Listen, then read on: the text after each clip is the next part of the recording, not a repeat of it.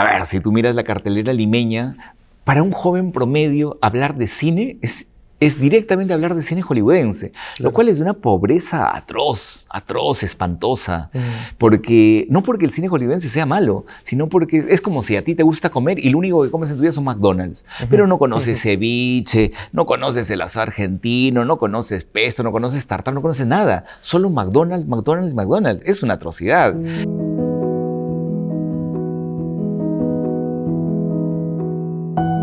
Para Joel Calero, director y guionista peruano, todo comienza acá, en el Mali, en la antigua filmoteca, a donde descubre su pasión por el cine. Acompáñenos hoy en Ciudad de Cuentos, con Marcelo Graña y Perú 21, a hablar con Joel de su trayectoria, la trilogía que está por completar y también de qué hace el buen cine. Vamos a viajar al pasado para descubrir el presente y el futuro de Joel y también del cine peruano. Vengan con nosotros.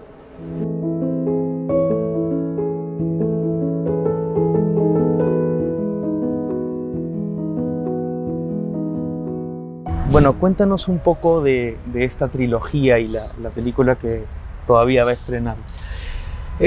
Todo esto empezó con La Última Tarde, que es una película en la que se me ocurrió, así como estamos ahora tú y yo caminando, y que tiene que ver con toda una tradición de películas dialógicas, ¿no? Donde el peso está en la palabra. Era una pareja de ex subversivos, emerretistas que se reencuentran.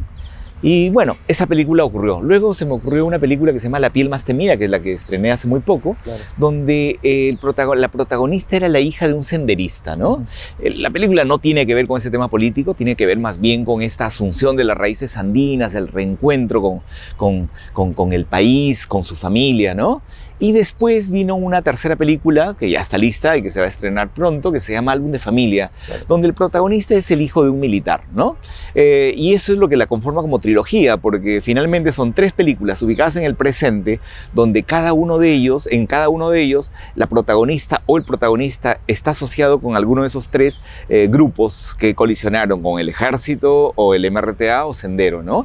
Pero son historias narradas en el presente y la idea temática es cómo ese pasado es todavía un pasado activo, presente, cómo sentimos sus resonancias. Así que esa es la trilogía, que además tiene una extensión, porque gracias a un premio de la Universidad Católica, Álbum de Familia va a tener una novela gráfica que va a contar 6 años después aquello, como viene continuando ese universo ficcional de Álbum de Familia.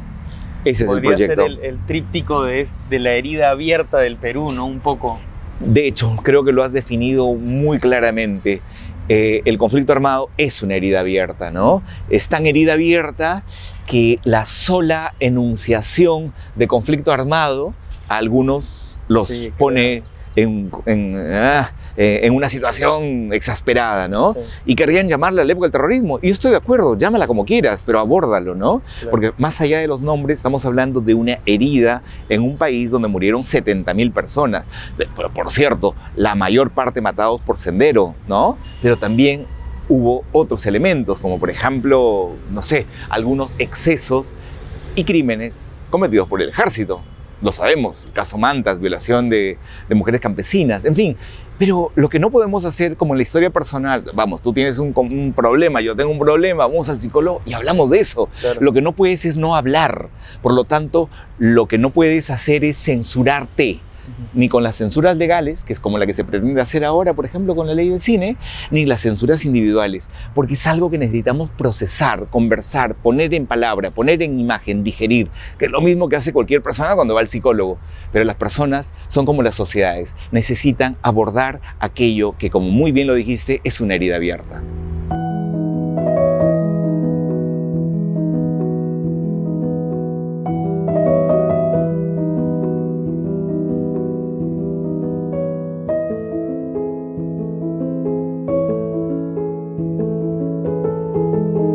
Bueno, Joel, ahora estamos acá en la antigua filmoteca. Así es. A la que venías. ¿Cómo era antes? ¿Ha cambiado mucho?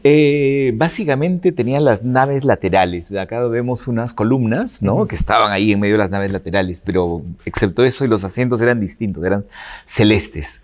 Y estamos a donde estaría la pantalla. De hecho, el ecran estaba acá, exactamente, sí. Claro. Y probablemente viste cientos de películas, sí. Pero ¿Hay algunas que te hayan marcado hasta el día de hoy que digas, esa la vi en la Filmoteca? Buena parte de lo que te diría que es mi repertorio cinéfilo, lo vi acá, ¿no? Y acá descubrí, por supuesto, por primera vez a Nikita Mikhalkov, que es uno de los cineastas que más aprecio. Acá vi las primeras y únicas películas de Tarkovsky, porque nunca lo he querido ver en otro formato que no sea en cine, ¿no? Recuerdo en particular también el acontecimiento que era Novecento, porque había un intermedio, te ibas a tomar tu café. Acá he visto en alguna función sorpresa la primera película de Kusturica, que se llama Papá se fue de viaje de negocios, Sorgo Rojo. O sea, buena parte de los films que atesoro, sobre los cuales regreso siempre, los he visto acá en pantalla grande, en cine. Y mira tú que hace poco estuve... claro, es que realmente acostumbrados a las proyecciones digitales nos olvidamos de la calidad visual del fílmico. Hace poco estuve viendo una función con mi hijo en Madrid de... La doble vida de Verónica, por ejemplo, ¿no? Y era impresionante esa textura, esos verdes, esas profundidades, que a lo cual ya nos estamos olvidando, porque, claro, el digital no tiene ese nivel de finura que tiene el fílmico. Pero ¿no crees que el cine se va a morir? O sea, ir al cine, a sentarte con tu familia o tus amigos. Sospecho que no, pero se estaba analizando, ¿no? Se estaba analizando porque, a ver, si tú miras la cartelera limeña, para un joven promedio hablar de cine es directamente hablar de cine hollywoodense, lo cual es de una pobreza atroz, espantosa, porque no porque el cine hollywoodense sea malo, sino porque es como si a ti te gusta comer y lo único que comes en tu vida son McDonald's, pero no conoces ceviche, no conoces el asado argentino, no conoces pesto, no conoces tartar, no conoces nada, solo McDonald's, es una atrocidad. Entonces, si hay algo que está pasando en el panorama de la distribución, es que cada vez llegan menos películas, todo está muy homogeneizado, y en ese sentido, que exista una filmoteca, por lo menos para ese público que no quiere comer todos los días McDonald's, es el lugar adecuado. Es como, por ejemplo, hace poco, terminando mis películas, porque todas son coproducción con Colombia, estuve en la Filmoteca de Bogotá, 6 salas de cine, donde si tú eres alguien que le gusta el cine, tienes cada día 18 películas para elegir, que no son el cine más común y ordinario. O no hablemos de la Filmoteca de México, 12 salas de cine, multiplica por 2 nomás o por 3, tienes 36 películas a tu disposición, más de lo que puedes ver, ¿no? Y yo creo, como en todo, diversidad es riqueza. Hablando de eso, alguna vez dijiste que como profesor tienes el deber de obligar a tus alumnos a ver buen cine. ¿Qué es lo que consideras como buen cine y por qué es importante? No solo para tus alumnos, pero quizás para todos. ¿Por qué ver buen cine? Buen cine implica, para empezar, cine diverso. Empecemos por eso, ¿no? Claro. Cine diverso. Tú tienes necesidad, si eres un estudiante audiovisual, de ver películas argentinas, de ver películas uruguayas, de ver películas rusas, porque vas a empezar a ver, para empezar, otras narrativas. Vas a empezar a ampliar tu sensibilidad, porque hay otra sensibilidad en juego, ¿no?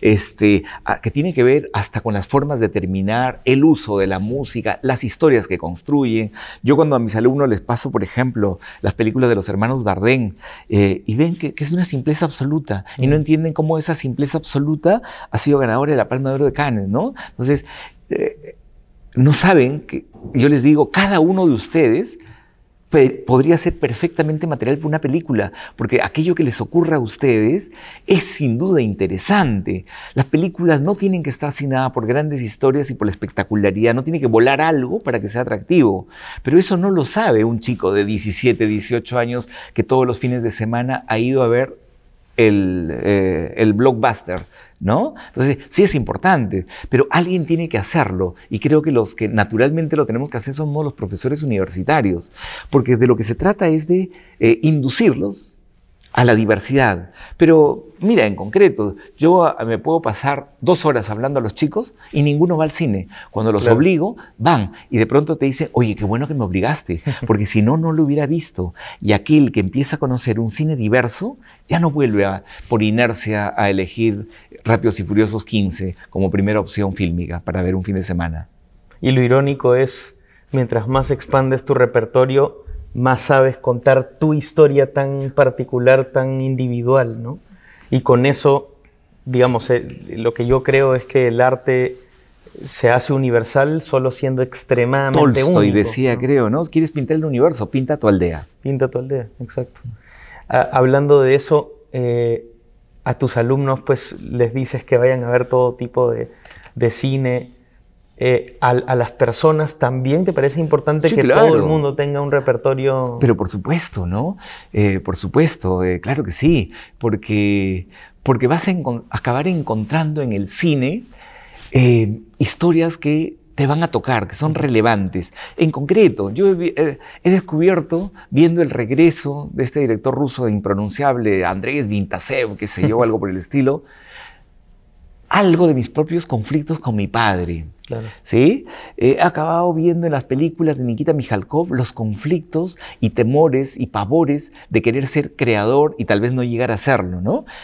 Y similarmente, yo como cineasta busco que mis historias puedan ser así de significativas para algún otro. Yo he encontrado cosas preciosas, por ejemplo, en el estreno de La piel más temida, gente que me hablaba de cómo, en efecto, cuando iba al pueblo de su abuela, esta estaba tan preocupada que comiera, porque en el mundo andino el comer, el brindarte comida es la forma del afecto. Claro. O el descubrimiento del padre. Alguno me ha escrito: así fue cuando me reuní en un café con mi padre, incapaz de atravesarnos, ¿no? Entonces, sí, el cine, como la buena literatura y tal, lo que te ofrece son puertas para mirarte, para resonar, que es de lo que trata, ¿no? Y a mí, en ese sentido, la palabra entretenimiento me disgusta, porque creo que las cosas... ¿Sabes qué es entretenerte? Ir haciendo alguna cosa menor mientras estás a la espera de otra cosa. Pero las películas y el libro no son cosas menores para mientras haces tu vida cotidiana. Probablemente a veces en el día es el momento más alucinante del día. Ahí donde puedes tener más resonancias contigo mismo, con lo que quieres, con lo que amas, con lo que detestas, con lo que te duele, ¿no? Sí. Sí, te llegas a conocer más. Por supuesto. Harold Bloom decía, el crítico americano, decía que se lee y se ve más películas porque no se puede conocer a suficientes personas en la vida, ¿no? O sea, vas viendo distintas historias y te conoces más a ti mismo. Para ya ir cerrando, quiero hablar un poquito de este tríptico, ¿no? De la herida abierta que habíamos comentado. ¿Cómo cierra con álbum que sale el próximo año? ¿Y crees que tiene una moral política o es simplemente una historia honesta de relaciones intrapersonales y ya la moral, todo está afuera ya para la audiencia? En esta película en particular creo que sí va a haber algo del orden de la moralidad, ¿no? Entre otras cosas porque en el fondo es una historia de un hijo que puede discriminarse de su padre, ¿no?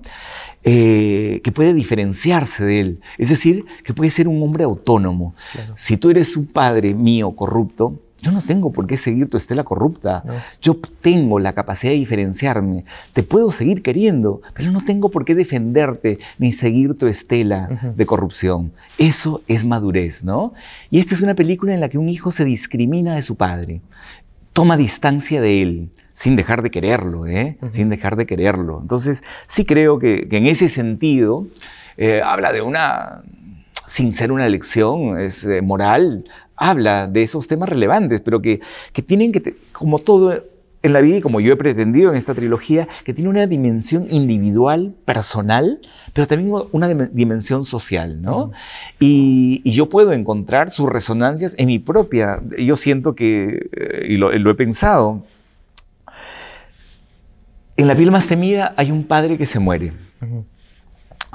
En Álbum de familia hay un hijo que se contrasta con su padre y su madre. Creo que yo mismo estoy procesando mis propios vínculos con mis padres. Y estoy procesando el padre que yo mismo puedo ser con mis hijos, ¿no? Claro. Que de eso es de lo que trata en el fondo el cine. Esa capacidad de poder tocar esos elementos más sutiles y más finos, ¿no? Sí, esa es la honestidad que se transmite en tus películas. Y acá tienes a uno de los que va a ir y va a estar en el estreno de Álbum de familia. Pero bueno, Joel, muchísimas gracias por estar con nosotros. A ustedes, muchas gracias por vernos. Esto es Ciudad de Cuentos con Marcelo Oraña y Perú 21. Hasta la próxima.